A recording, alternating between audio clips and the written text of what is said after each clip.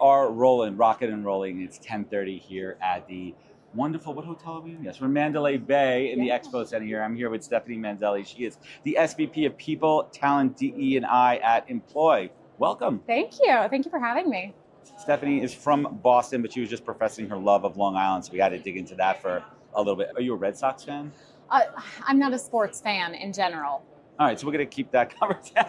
we'll keep that one rolling. So let's first talk about Employ. Tell us what Employ does. Yeah, so Employ is a suite of recruitment technologies. We have 3 ATS platforms: an RPO, Jazz HR, Lever, and JobVite, and next thing RPO. And then we have a suite of products that overlay to support and augment the recruitment journey. And your specific role, you're managing people within the organization. Yeah. So I am the head of HR. What is it like to be the head of HR within an HR tech people company? Is it like another layer of pressure? Is it always like you have to be? Everybody asks me that. No, I love it. I have to say, this is my favorite job that I've ever had, and I've had some cool jobs. But I think there's this really incredible opportunity for me to impact our product. My practice, the thing that I love, which is human resources, is the thing that we sell, basically, in different lenses of it. But I get to participate in product conversations. I get to participate in acquisition conversations. But similarly, on the opposite side, my product and engineering teams are constantly keeping me up to date on what's happening in the industry and making sure that we're staying best in class, up to date as much as humanly possible. It's almost like you have to be. You don't want to be the plumber with the broken toilet. I know. Like that's huge. And how large is the organization? We have about 600 employees, yeah. What has been your biggest challenge to date from an organizational standpoint when it comes to the tech and the people and making sure that you're not over-teching the people side of it? So that's a long way of saying. Great question. So transparently, we are a recruitment technology company, and so we do leverage our own tools and resources.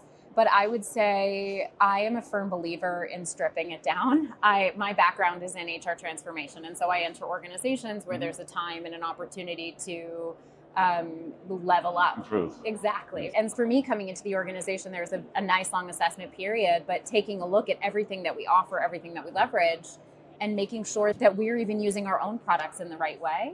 So my best advice to everybody is just strip it down, really evaluate what you need and what does the success criteria look like on an implementation or utilization. So I want to make a left turn and go down a rabbit hole. You said something interesting about assessment.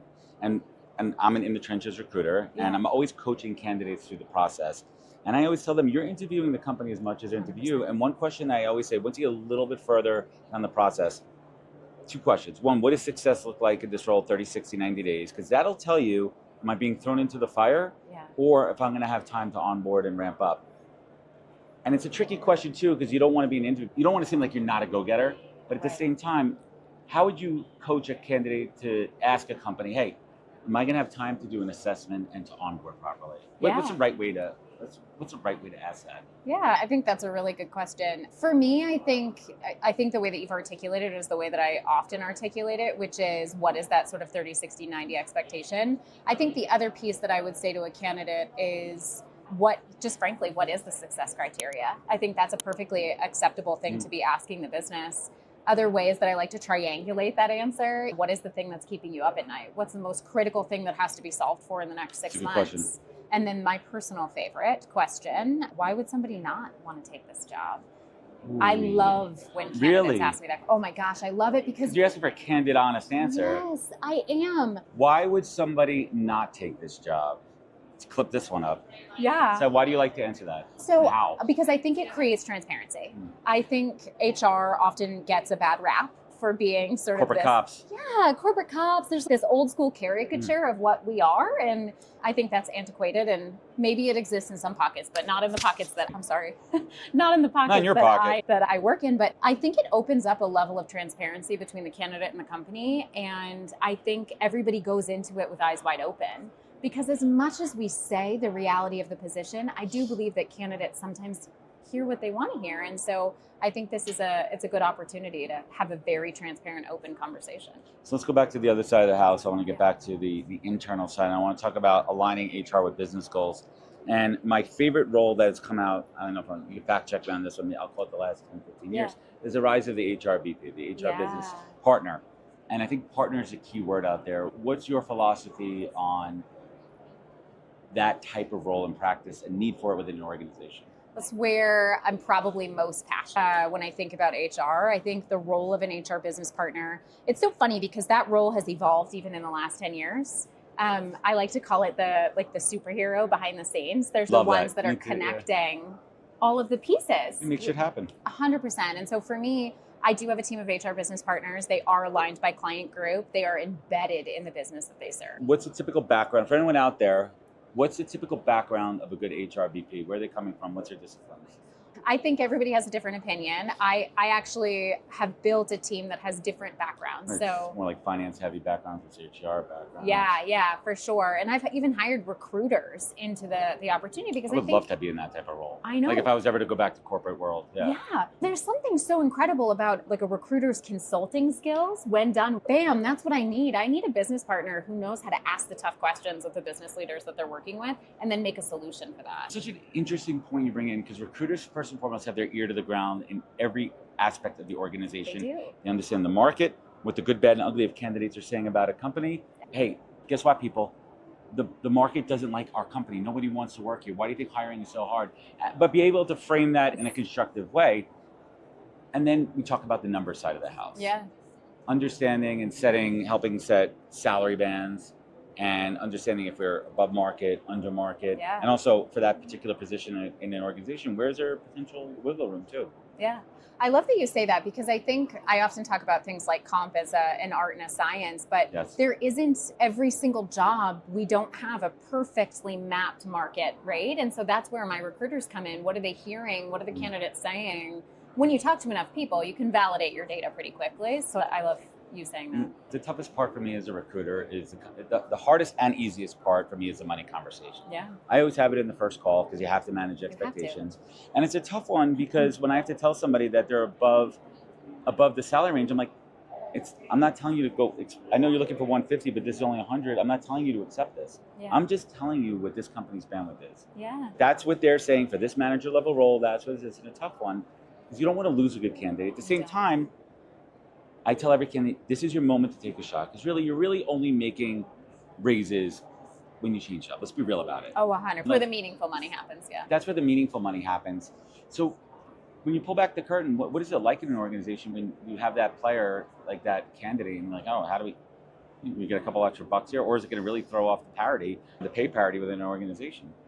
It's an imperfect answer, I would say. I think in my career, I've done any number of the things that you just articulated, but I think for me, I believe in a total rewards opportunity. And maybe I was just approving before I popped in here, us going a bit higher in a band because the candidate is the right candidate for the opportunity.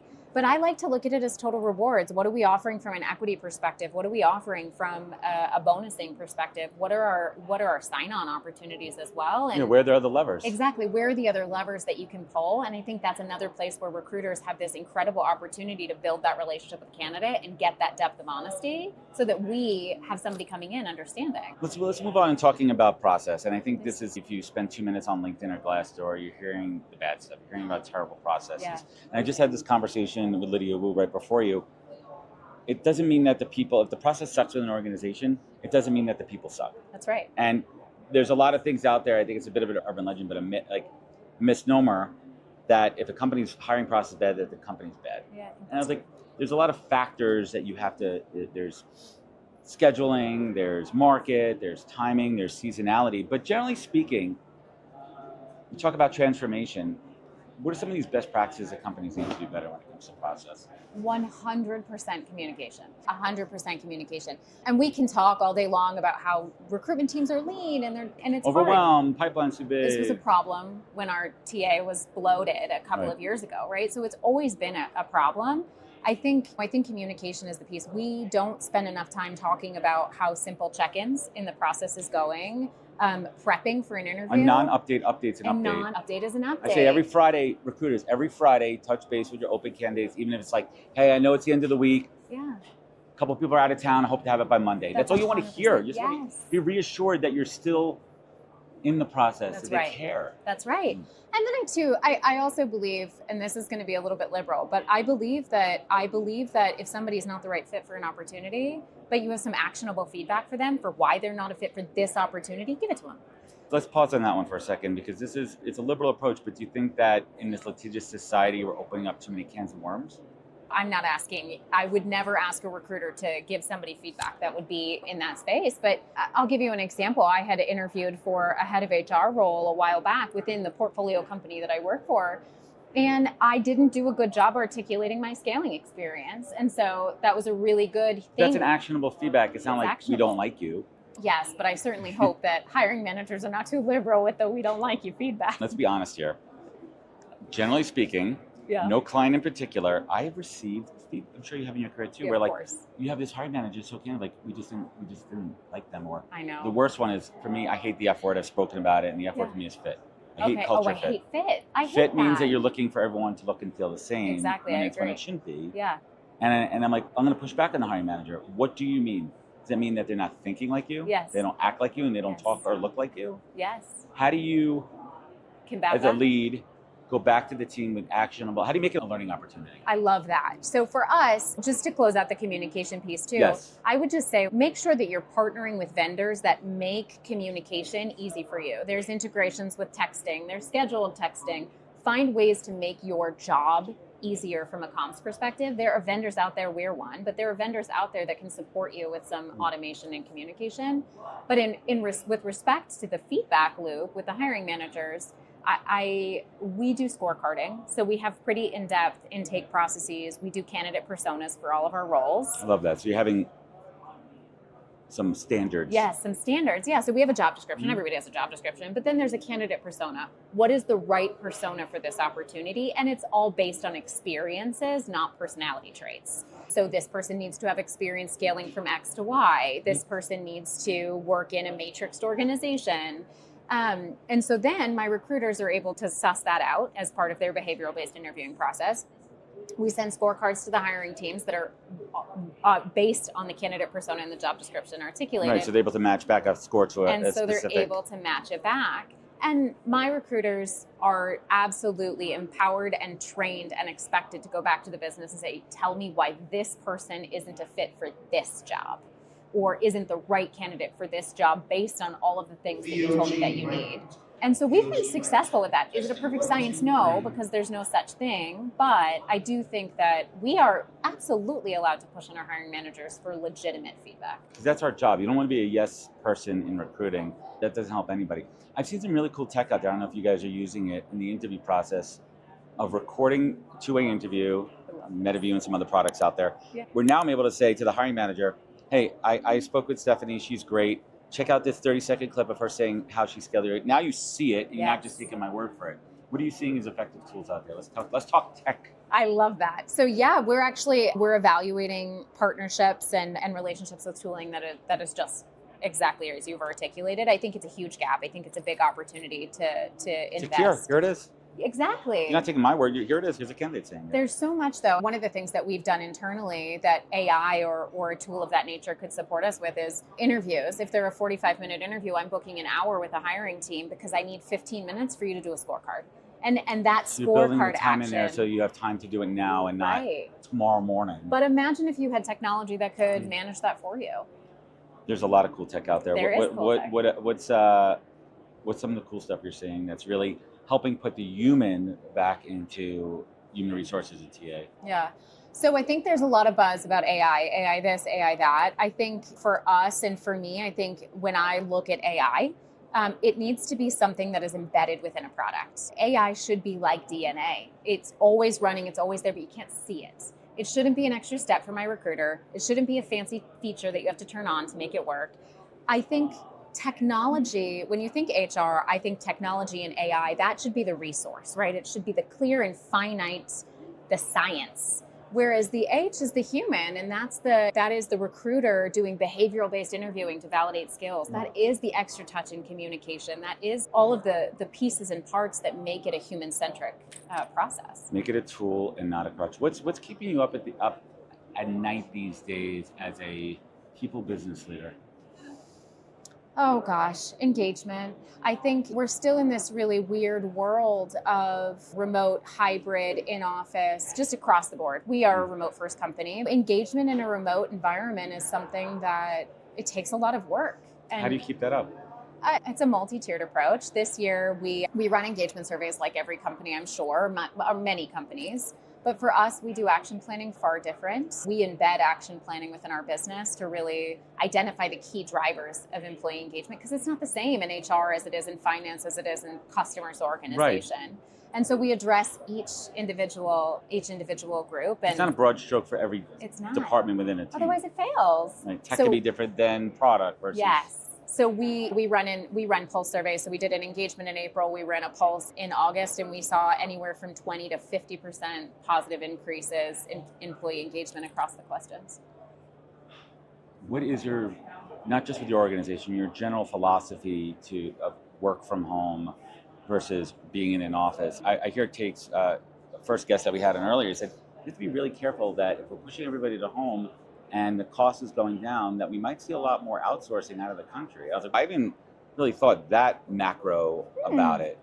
That's an interesting perspective. I don't know that I would have connected those two dots. Yeah, it was a little bit of a, Yeah, perhaps I would need somebody to help me thread that needle a little bit more. I'm not connecting. Can we those get the two same dots. talent here that we get there? Where's the discrepancy? Yeah. I think it happened a lot with customer service about 10, 15 years ago. Yes. And somebody said, you know what? That was a mistake because we're losing customers because we're not getting the quality of service. Let's bring it back home. Yeah, I think it's entirely possible. That's not a strategy that we're evaluating. What puts a smile on your face every day when you go to work or turn on your computer? It's the positive reinforcement from our employees. It's so funny because I'm at HR Tech, so I'm running into our customers while I'm here. I had a customer attend a speaking session I did yesterday, and he stopped me in the expo hall and told me all about his implementation and how incredible his customer service and customer success reps were. And nothing makes me more proud than to hear our customers and our employees are having a positive experience with us. Honestly, I love it. I love it.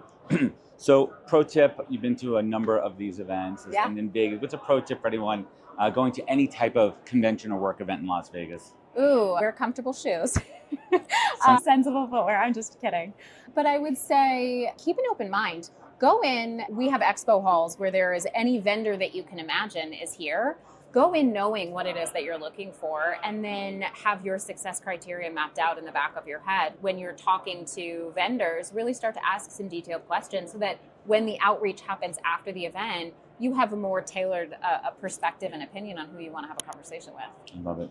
Stephanie, thank you so much for joining us today. Where can folks find you? Where can they connect? Where can they learn more about Employ? Yeah, absolutely. So we're on all the major platforms. Employinc.com is where you can find out more about our products, and you can find me on LinkedIn. Awesome. Thank you so much for joining us. Thank you.